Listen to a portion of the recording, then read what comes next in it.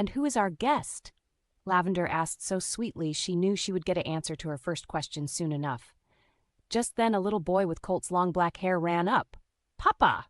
Colt drew his attention to the boy, picking him up in one swoop. "Hey, rascal, I'm surprised you remember me." Colt smirked, looking him over.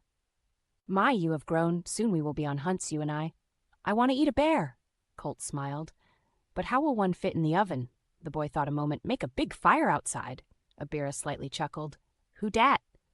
"Son, this is Abira, a good friend." Our little boy put out his hand, as Abira looked to Colt, who nodded. Abira grabbed his little hand in his. As the boy shook his hand, tears were in Abira's eyes, his voice cracked. "I can see you in him. What a fine young one." Colt looked to our son. "Hey, guess what?" "What?" "There is a lion outside you can go play with the other boys." "Can I hunt it?" Abira and Colt both chuckled. "No, and they can talk to. Why don't you go play with him?" "Okay." Lavender looked to Colt. "It's past his nap time." "Let him go. We need to talk," Colt replied. Lavender rolled her eyes. "Fine, but don't blame me if he doesn't sleep tonight. And who is our guest?" Colt moved aside as Abira took a step toward her. "I am," but as she looked to him, her eyes changed to almost worry, which stopped him from speaking. "I changed my mind," she said very slowly. She looked to Colt, then to Abira again. "I do not want to hear those words, Colt. I cannot hear them from you, not just yet." Colt looked to her calmly. "I understand, my sister, for that is what you always shall be, and I your brother." Abira was stepping back slightly when she took his hand. "Just because I can't hear the words doesn't mean I do not understand them unspoken, and I wish to know you as you."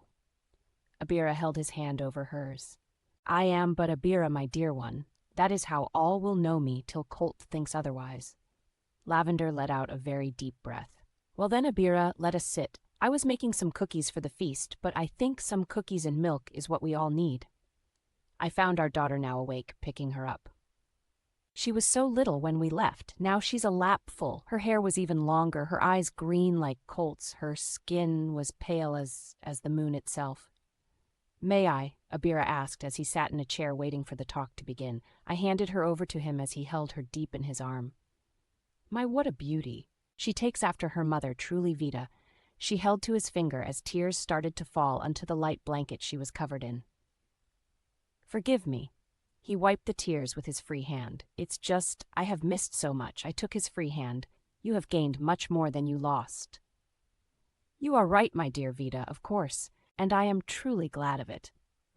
Grandmother was to watch Lavender's new little ones. They were a joy to me to see them. Their two foals looked just like Abel, already larger than most twins I had seen at their age. The little filly was small like her mother, but just as spirited. Her hair was a slightly lighter golden brown than that of her brothers. As we all sat, all the chairs were taken, we began a long, detailed talk of all that had come for the most part. Colt then spoke of Abel as Abel sat next to Lavender, holding to her hand in his. "So as you now understand, Abel is my brother." Lavender corrected Colt. "Half-brother, and I understand your plan. But how will that look to the herd? Abel and I, other things will be questioned about, father. You could lose so much. Colt, is it worth the risk?" Colt leaned back, comfortable in his chair, as Abel spoke. "Perhaps we should let things stay the way they are. I have no mind to be more than what I already am." Colt now rubbing his slight beard. "Abel, the only reason you feel this way is because you were raised to be my second, when you should have been raised as my equal. As for you and Lavender, well, I will speak on that. It will all be well." Abel spoke again. "But my I mean, brother," Colt corrected. "Brother. If I was in any other herd, I would have been banished, if not killed, as the son of a traitor." I have thought it all through. In truth, in many cases, Galder may have challenged my father. It is not unheard of for a challenger to take the mare as his own. If she does not follow the defeated stallion, it wouldn't matter his past deeds, and his children would be seen as potential stallions. But nevertheless, my father would have taken you on as a son of his own, and if that would have come to pass, we would have more than likely fought over leadership. Abel spoke up. "Never my brother." Colt stopped him. "You would not be the man that stands here now, and with your strength, I dare say you would have been a challenge. For even me, even at my best, You are one of few in this herd that I would take your challenge seriously.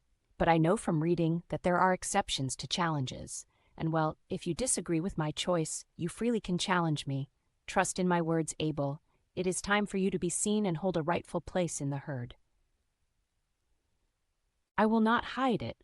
You deserved better, and it is in me to make it right by you, brother. Lavender spoke out, "Oh my," under her breath as she continued. It's rather strange seeing you both next to one another. You would never guess that you were of any relation to one another. You both are the total opposites in all aspects, in my opinion. I looked at Abel a moment. There was something. If you looked long enough at first, I couldn't figure it out, but then I realized what it was.